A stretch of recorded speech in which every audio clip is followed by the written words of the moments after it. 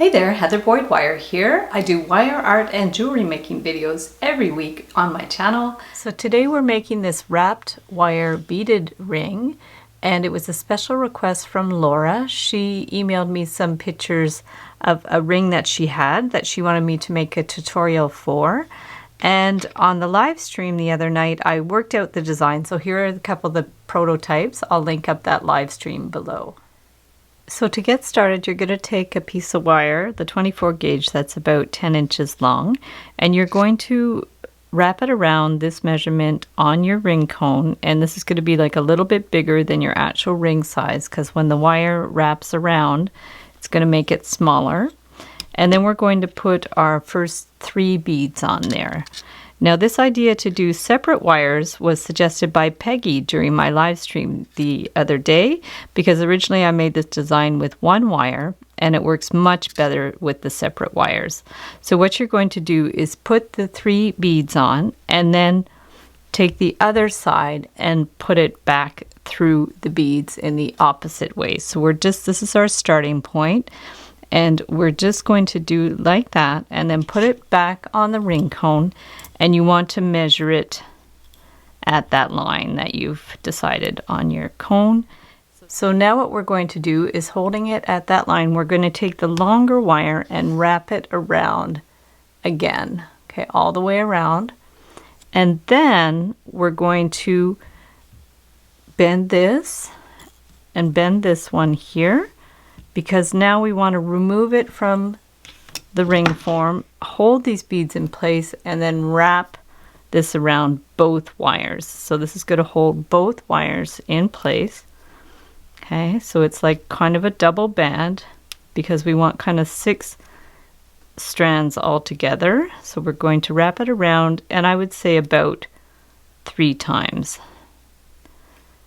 So we're going to go wrap it around 3 times there. And the key to this is you want to make sure these wires stay parallel. So we're just going to make sure that they're staying side by side and they're not crossing over each other.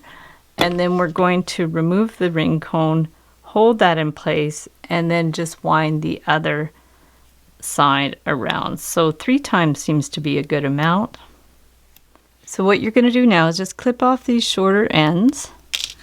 As always, I've cut my wires a little bit too long, but it's always better too long than too short. And then what you want to do is stack them on the ring cone.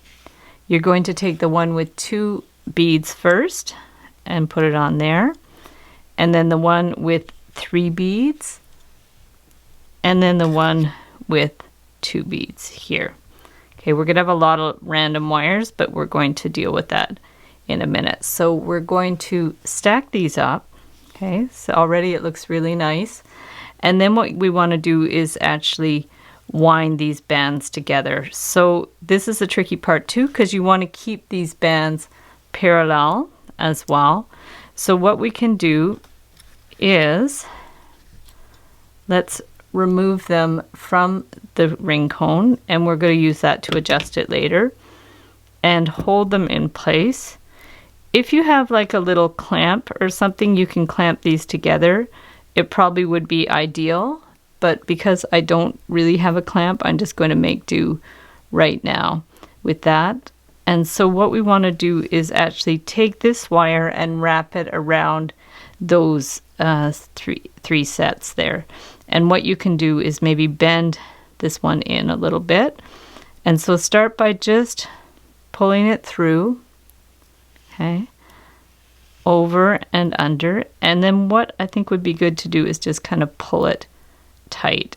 This is very, very tricky, but I think you can get the hang of it. So we want to pull it, but not so much that it, goes over each other, but you can use your pliers. If you have plastic coated pliers, probably even better. And then we're just going to go around this however many times you want. I think on the original one it was maybe about 5 times. I'm not 100% sure. So we're just going to go around, and as you can see, it's sort of bunching up a little bit, but I think that can be solved if you have a clamp or something for these wires here. So I'll just hold them with my pliers for now. and then just go in and out. And then do this as many times as you want. It doesn't really matter. And then the end, you want to cut it, and we're going to tuck it in after because you don't want it too pokey. So better to bend it on the top, cut it on the top though, so it won't scratch underneath. And so now we want to do the same thing with this. So this wire, let's just bring it over here. We'll use it later to wrap the beads, and here too. So we want to bring this one in sort of over and in through the ring, okay, and pull it fairly tight, but not too tight that they get too bunched up. So we're going to pull it fairly snugly, and then double check with our pliers that we can hold these. See, they're starting to flip a little bit, so you want to just be careful of that and separate them with your nail if you can. So now you're going to hold this in place with your flat pliers and then just wrap that through a few times. Now I'm wrapping with my left hand, which isn't ideal, but it's going to do the trick. If I was ambidextrous, that would be very useful. And as always, if I had 3 hands, it would be extremely useful, but I don't, so we're just going to make do with this.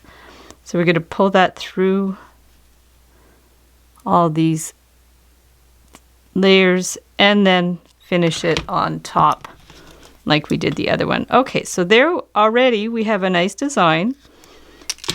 What you can do is push these little ends in so they're not going to be scratching. And then let's have a look at it on the ring cone. Put it back on the ring cone and push it down. So you see it's going to be a little higher than that line you made because wrapping it makes it smaller. These wires are pretty good. They're all lined up. And now to make it more fancy, we want to kind of wrap those wires a little bit. So what we can do for that is we can get another wire like this, and just, this is the sample I made, so we just kind of wound it around any which way. There probably is a method to it, but I think you can just kind of go for it as well. So let's just go ahead and just going to use that as a sample. So if I bring this one up here and then down over this one, and then what I want to do is kind of catch the middle one as well. So I'm coming up through the other side of the middle band because it's going to hold them together in a sense. So if we go do like that, pull that up, okay, and then let me just see what's going to be the best thing to do.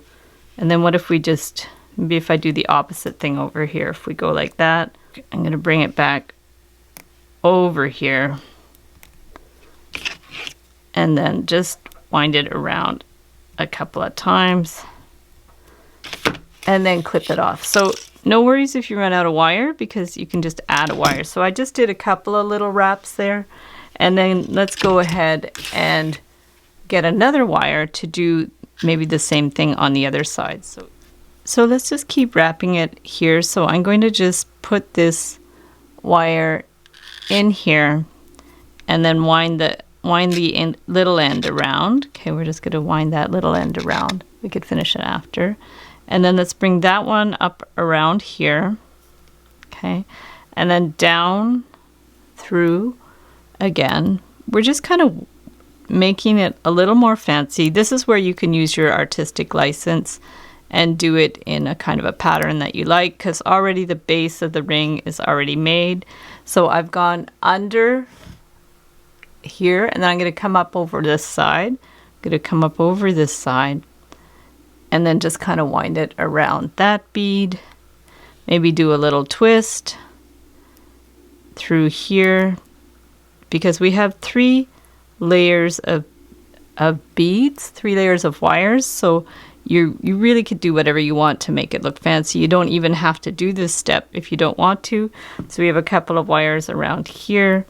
So I'm just going to wind it a couple of times just for fun. And then we can go ahead and go around this one too if we want to make it a little fancy. The wire just makes it look a little prettier, you know, when you wind the wires around. So I wound it around here, and then this too, if you wanted to do a little wind around the one side. And that's the advantage of cutting the wire a little bigger than what you need. You can just go for it. And then if we want, we can come back up through the bottom.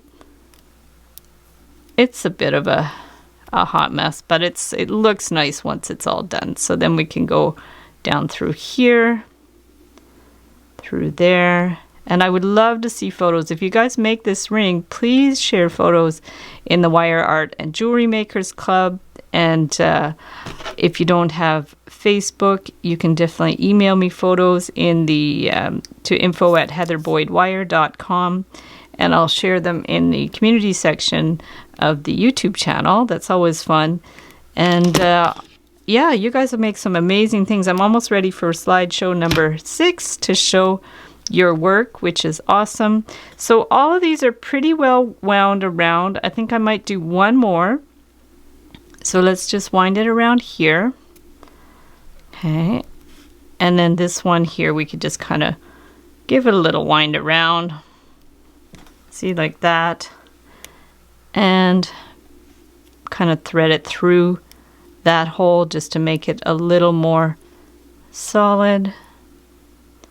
You're kind of just tying it all together with the wires. There's no real rhyme or reason. It's not super symmetrical, but it's all good. So we're going to go like that. Hold that in place.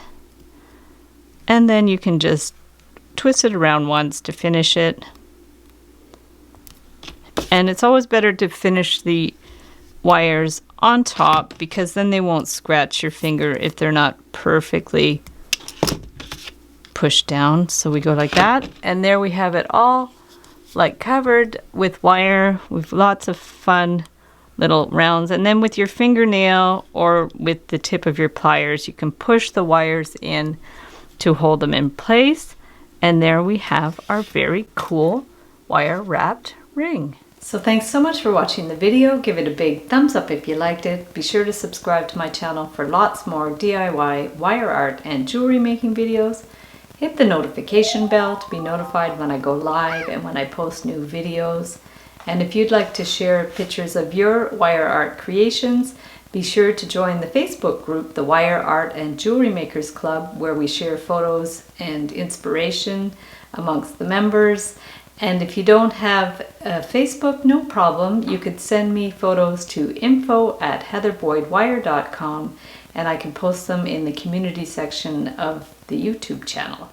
And if you'd like to check out our wire art and jewelry on Etsy, I'll link up my Etsy shop below. We specialize in custom wire jewelry and wedding cake toppers. Also, if you want to learn some more specialized wire art techniques, I have a course available, an online course. I'll link it up below. And I have some cool projects, including how to flatten wire for bookmarks, how to make spiral beads for necklaces, and how to make funky trees. I have a different way of making trees with weaving the wires together. So thanks again for watching, and we'll see you the next time.